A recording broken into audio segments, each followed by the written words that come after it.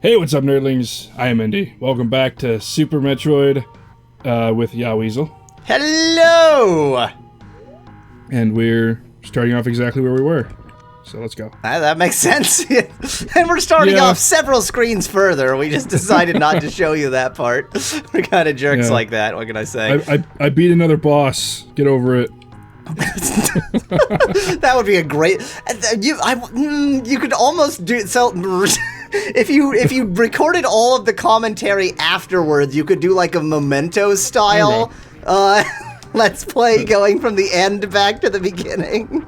Oh, jeez. I used to record my commentary after, and it was not fun.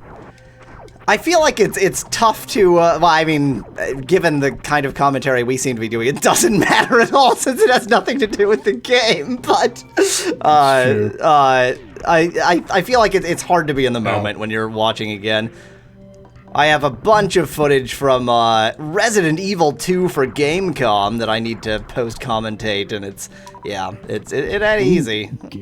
Gamecom. Yeah, Tiger Gamecom, the best video game system ever released. What is that? Like, I've never even heard of it. In 1999, something like that, Tiger Electronics released a handheld game system called the Gamecom that was almost as powerful as the original Game Boy and had almost as good of a screen, but actually considerably worse. It was a spectacularly bad system. And Resident Evil 2? Yeah, on a system that sort of barely competes with the original Game Boy.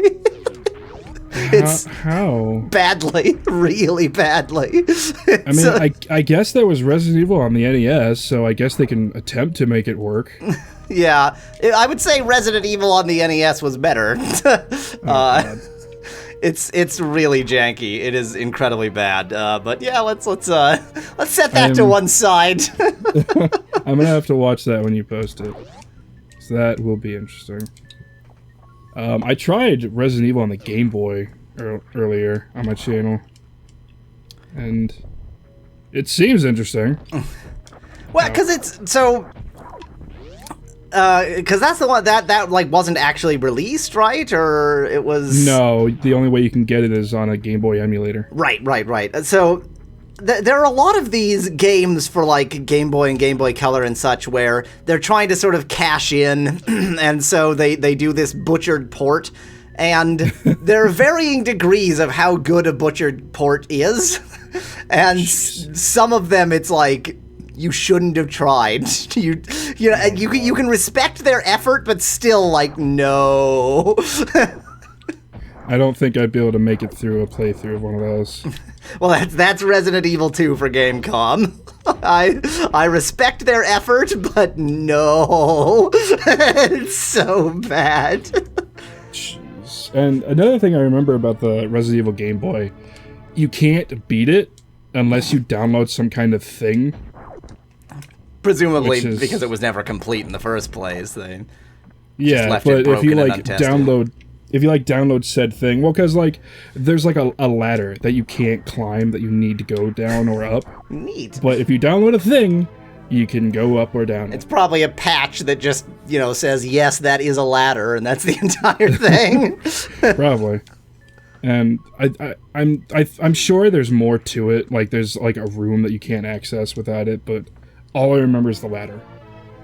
The ladder. Let me just take that entirely out of context, because I really like the phrase, all I remember is the ladder, just taken with no meaning at all. Sounds like a bad creepypasta. Yeah, exactly. It's sort of like, but which was phone? It's that level of, I want an SCP of a ladder. But just a ladder, like no properties. You can climb it. It's a ladder. Yeah, but for some reason it's an SCP and they think it is.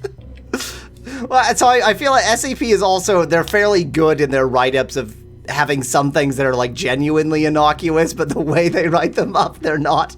They're very well done in that sense. So. I mean, god dang it.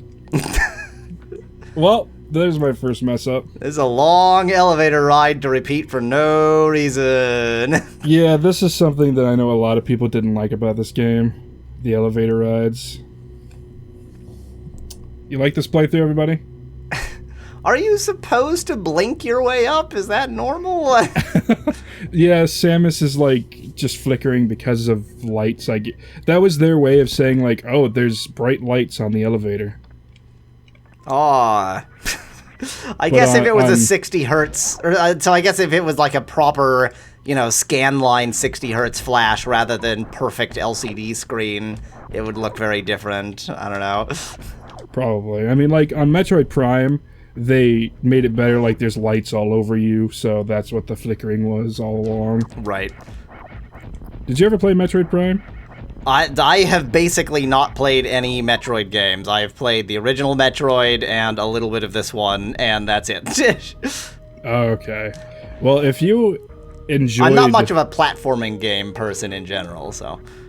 Okay. Well, I'll have to watch you play more platformers then. I'm kidding. It's yeah. I'm just not very good at them. It's just I don't know. I like puzzles, and so I like puzzle platformers. Those are good. Oh yeah, they're usually pretty good. I am decent at platformers. Like, if I've played it a lot, or if it's a kind of platformer that like I'm comfortable with, I'll do really good on it. Then if it's, I don't know. Like, well, I have the same thing with Super Mario World. Like, I am. Ow. Given how fairly mediocre I am at other platforms. And it's gone. Sort of thought that was a boss. Apparently not. Nope. Just a super missile and then it's gone. Anywho, compared to how good I am at other platformers, I'm sort of deceptively much better at Super Mario World just because I had it on Super Nintendo as a kid and played it a lot. Okay. Well, Super Mario World was my first game, so I'm decent at that game. That was certainly not my first game by any stretch of the imagination. Ow! I forgot to press fire. Don't ask me how I forgot to press fire, I just did. I couldn't even guess what my first game would have been. Something on the Commodore 64. Yeah, I mean, my first game was almost Frogger for Atari, but I can't remember why that wasn't. But they wouldn't let you touch Frogger. Frogger was too adult for you. Maybe. Frogger has adult themes. I know when I was younger, my mom would put the controller's plug under the console and make it seem like that I'm playing with my brother. When I'm not. Apparently a classic parent thing to do. Pretty much. Like, I don't want him playing with me. Or that, or it was a game that I physically couldn't. Like this. Gee, this is, sure an attractive fella here. This is one of my favorite bosses. This is Kraid. I find okay. He sort of has the little so the way he's using his arms is as if they were, you know, twiddly little T-Rex arms, but they actually they're folded up like they're much longer, and he would be a much more threatening enemy if he would just like stretch out his arm and prevent that entire area from being used by swiping around at it. Oh, yeah, I know. There's a strategic problem going on here. Gaming limitations. No. Basically made it so it comes. I feel like they made it like that would be too hard though. Well, yes. Well, just like with every Nintendo game, like, oh, I keep giving him my weakness, even though it's my weakness. Mm-hmm. Well, Varia suit.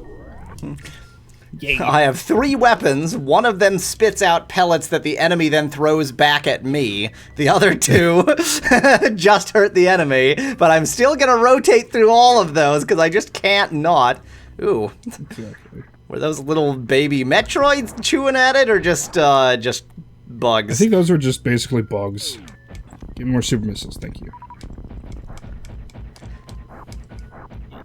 Yeah, don't run into one. Good old run and gun. I always ran into that one, so that was the first time I've never, like, run into him.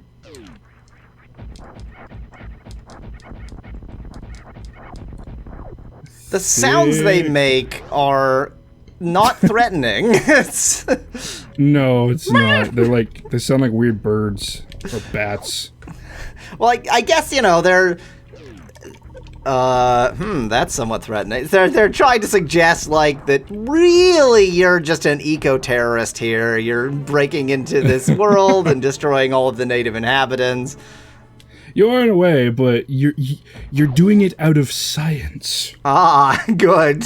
For science. To properly, you have to repeat an experiment to get proper statistically significant results. So you've tested the results of a super missile on one of these enemies, but you have to test it. I mean, we gotta have a corpus size of hundreds at least. So you're gonna have to test the results of a super missile on a lot more of these guys. Well, there's also the thing like, oh, the space pirates are going to use the Metroids to destroy the universe or something. Says that they have going on. Space pirates? Yeah, they're a monster that you actually... They're those monsters at the beginning, they were like humanoid, kind of. I'm being amused by the term space pirate more so than the actual enemy. I don't think another space pirate will be popping up for a while, but when one comes up, I'll let you know what they are. At least I'm almost certain those are the space pirates. They're more of a threat in Metroid Prime. Like, they're the enemy, and not just the planet itself. Like, I mean, in this one, the planet itself is just basically the enemy. In both the sense of all of the various creepy crawlies on the planet, and that you're gonna, fall off the platforms and into lava goo, or cheddar cheese, or whatever it's supposed to be. These parts always suck. The nacho cheese! Stay out of the nacho cheese! It does actually look more cheese than lava. I never noticed that. Thanks! I'll never be able to get that out of my head. I mean, it's too transparent to be nacho cheese, but it's also too transparent to be lava, so... True. I should probably save. I haven't saved since the beginning. Saving. Yes. Saving is for losers. The thing that puts a gamer's mind at ease that never saves, even though I save all the time in games that require it. Save on a continuous basis. That would be interesting. A game where it's constantly saving so you can rewind, but there's some kind of punishment for using the rewind. That would be interesting. Wasn't there a game like that? There must be. Yeah, I vaguely remember playing a game where you had to go backwards through time, but there were certain elements that moved forward even when you were backwards. It was a puzzle game. I don't remember. Yeah, that one. I've done a great advertisement for it. I think... No, maybe not Blinks. I don't know. Blinks was a game where you rewind stuff, but I don't think there was any kind of... oh, well, of course there was Prince of Persia: Sands of Time. Very good game. I honestly prefer Warrior Within. I feel like it's a better built game. Huh, I haven't played Warrior Within. It basically has the same exact mechanics of Sands of Time, but it's much gorier. It's much more gory. I mean, being, terrible at platforming, but enjoying puzzle platforms was, like, the troubles I had in Sands of Time was always dealing with enemies. The puzzles are the fun part for me, so I don't know if I want it more gory. Honestly, if you enjoy, like, I'm fighting over my words here, apparently.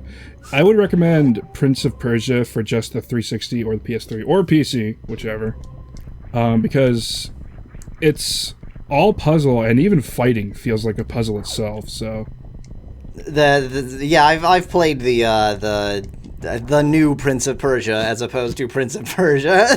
I can't call it the new Prince of Persia because it's not new anymore, but yeah, it's true. It was new when it was new. I love it. I like it. I like the freeness you get from it.